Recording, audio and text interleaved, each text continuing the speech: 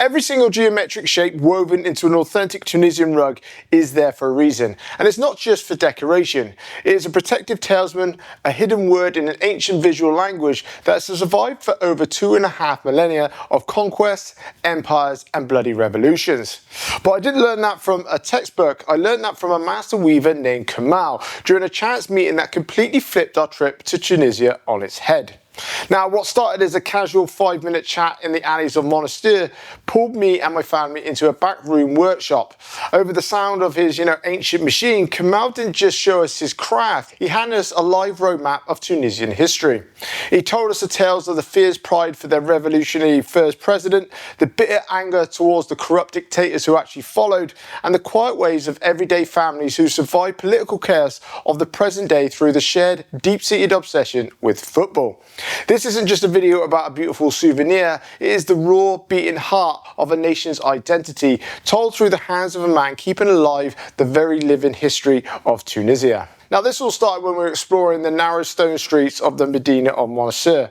My family and I happened to cross paths with Kamel, who was sweeping the street outside his storefront, draped in hand-woven throws. And like most shopkeepers we have come across in the Medinas, he started to have a chat with us. First bringing up my camera and asked if I could actually film his shop for TikTok to how holidaymakers find him. And though we didn't really have much time, we happily agreed.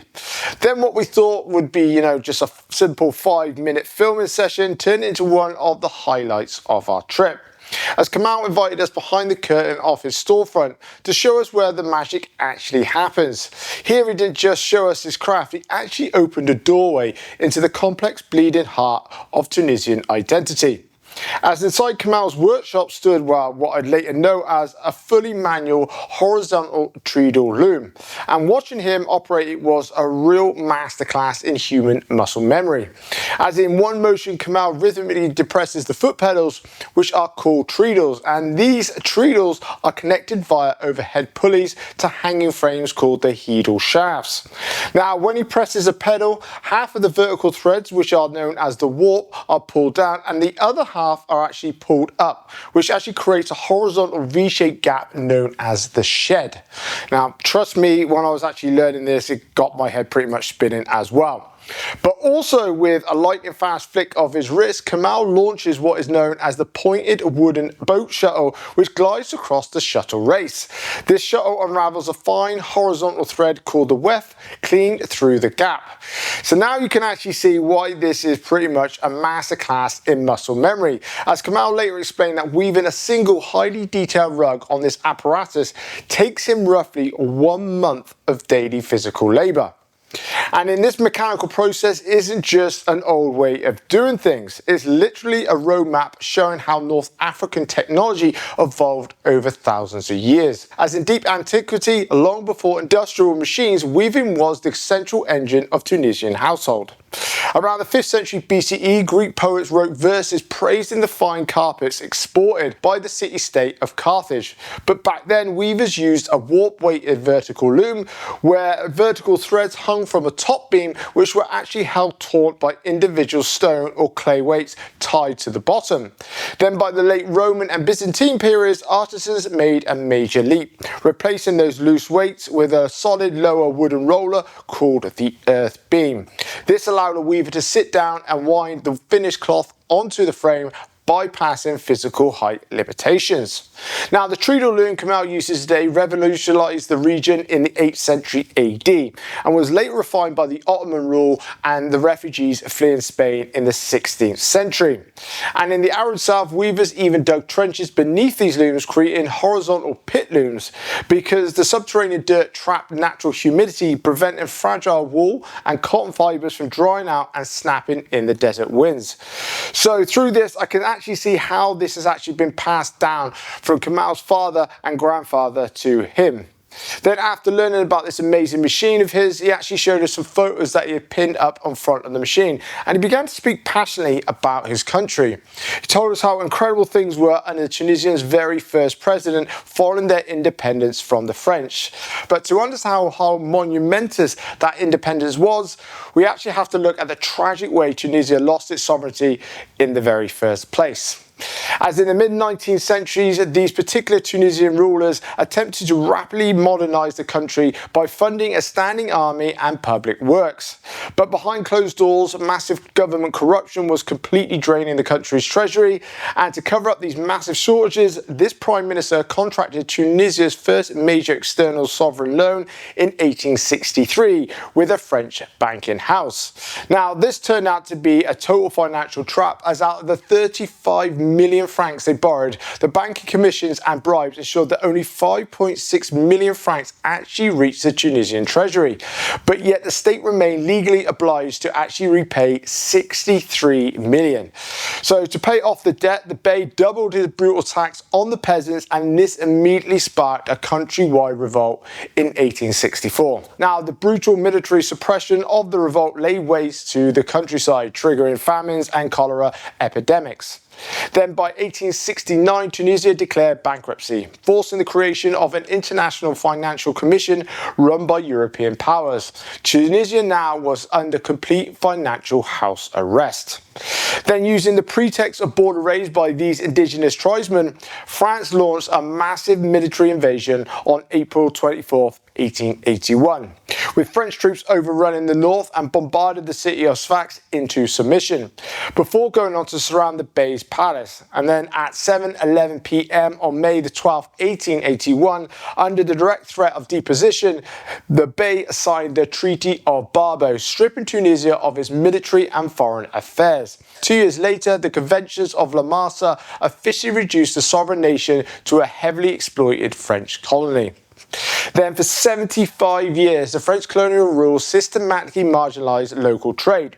But the resistance was quietly organising, led by this brilliant French-educated lawyer born right here in Monastir. Now, for him, he broke away from the conservative national elites to found the Neo-Distor Party.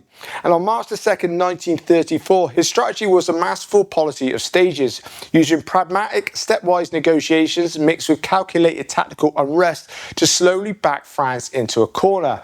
And after years of colonial imprisonment and brief exile, Habib successfully pressured a crumbling French empire into granting full Tunisian independence on March 20th, 1956. Then by July 1957, the monarchy was abolished and he became the first president of the new Tunisian Republic.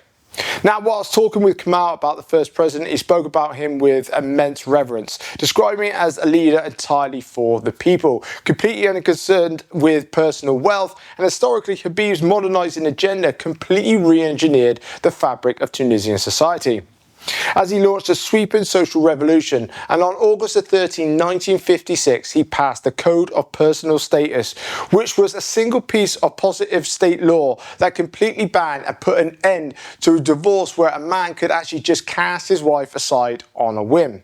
Instead, he created a legal process where men and women stood as absolute equals in court. He also built a completely free public education system, nationalised religious endowments to fund infrastructure, and aggressively promoted women's rights, famously labelling the traditional veil as Odysseus' rag, and that had no place in the modern republic. With this, Habib ruled as an undisputed patriarch until his death on April 6th, 2000, where he was actually buried right here in Monastir inside a massive palace-like tomb that he actually had built for himself whilst he was still alive. Now, this particular complex holds 15 members of his dynasty and features a dedicated museum displaying his personal desk, glasses and keys. Now, today the state manages it as a cultural park, and unlike other historical ruins, entry is completely free to the public, keeping the memory of the supreme combatant directly accessible to anyone. But Habib's legacy wasn't simple.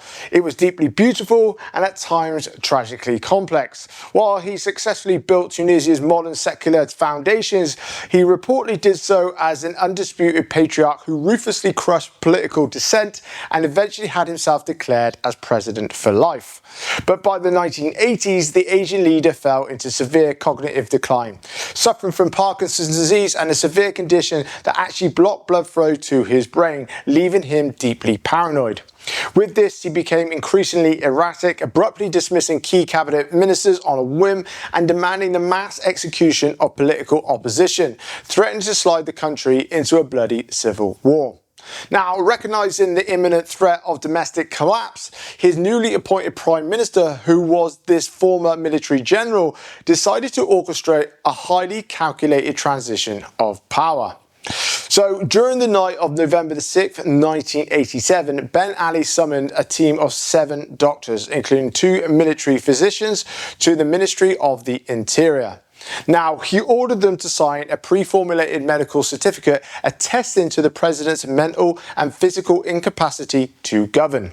Then when one doctor actually hesitated, noting that he hadn't personally examined Habib in 2 years, Ben Ali reportedly interjected, "That does not matter, sign." Now, armed with that paper, Ben Ali invoked Article 57 of the Constitution, which automatically passed the presidency to the Prime Minister. Now, Habib was quietly disposed without a single shot fired and placed under strict, comfortable house arrest at a state residence in Monastir. Now, he spent the final 13 years of his life completely isolated from the public, a quiet dependent of the very state that he actually had funded. Now, Kamel also told us that the next president took the country backwards, leaving ordinary citizens completely broke, and this is exactly what he was talking about. Because while Ben Ali initially promised a new era of democracy, his 23-year reign quickly degenerated into a brutal, suffocating police state. Backed by a massive network of secret police, Ben Ali systematically suffocated free speech, rigged elections, and turned Tunisia into a closed surveillance economy. Now, worse still, his administration was completely run by thieves at the very top.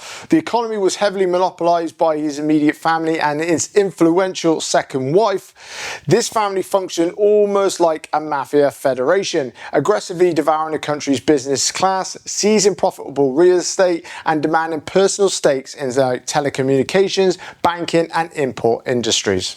Now, while the regime manufactured a PR illusion of a Tunisian economic miracle to Western tourists, the working class people outside the coastal resorts were systematically stripped of financial opportunities and dignity. That economic despair pushed the country to a definitive breaking point, as on December the 17th, 2010, in this marginalised inferior town, a 26-year-old fruit vendor had his unlicensed produce cart and entirely livelihood confiscated by the local police. Now, out of pretty much absolute suffocating despair, he set himself on fire outside the governor's office. Now, his tragic act became the literal and figurative spark for the 2011 Jasmine revolution, locally known as Dignity Revolution. What began as a local protest against poverty, unemployment, and corruption quickly transformed into an intensive 28-day campaign of nationwide civil resistance. Empowered by social media and general labour strikes, ordinary citizens flooded the streets and bravely defied police fire.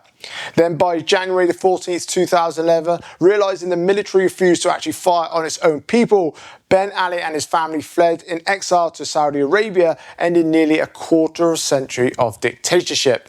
But Tunisia's breakthrough didn't stop at its borders. It became the actual epicentre of what was known as the Arab Spring, an historic revolutionary wave of pro-democracy uprisings that swept across the Middle East and North Africa, shaking long-standing regimes in Egypt, Libya, Yemen, and Syria.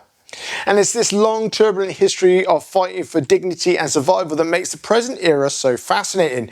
Because a decade after that historic revolution, the economic hardships didn't, just disappear, which brings us directly to the new current president, who Kamel seemed to be a lot more popular about. Now, he is an independent constitutional law professor who actually ran with no political party at all, and won a landslide populist mandate by promising to eradicate systematic corruption.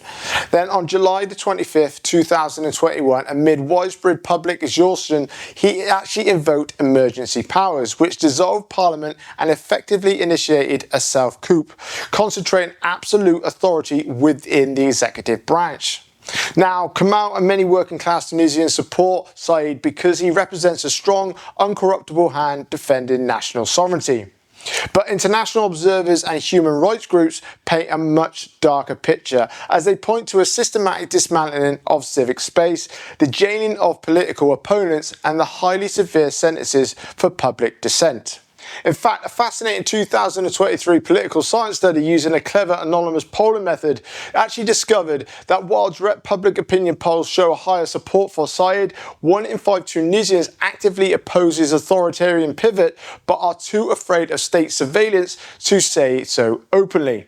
Yet despite the crushing weight of massive financial crashes and political chaos, daily life in the Medina still finds its rhythm, as Kamel's face changed to one of pride as he showed us pictures of his children and spoke of his absolute love for football. As in Tunisia, football is not just a game, it is a cultural heartbeat. From the elite league Professional 1 down to the grassroots amateur divisions, local clubs function as vital hubs for community solidarity and youth development. Kamel proudly told us that he acts as one of the local coaches, and when I asked him if he was actually any good at football himself, he just had a bit of a small laugh and went on to actually explain that he does still play as well as coach. But meeting Kamel reminded me why I love to make these travel documentaries, as behind the texture threads of a hand loom throw, the historic stones of ancient fortresses and the complex shadows of modern politics, there are human beings that are actually carrying the weight of history with absolute dignity, warmth and grace. So if you ever find yourself wandering the narrow stone alleys of the Medina or Monastir, look for a man sweeping outside his shop full of rugs, or maybe just, ask for Kamel. Then take a moment to sit down and listen to his story and see the living history of Tunisia right before your eyes. Thanks for watching. I'll see you in the next one.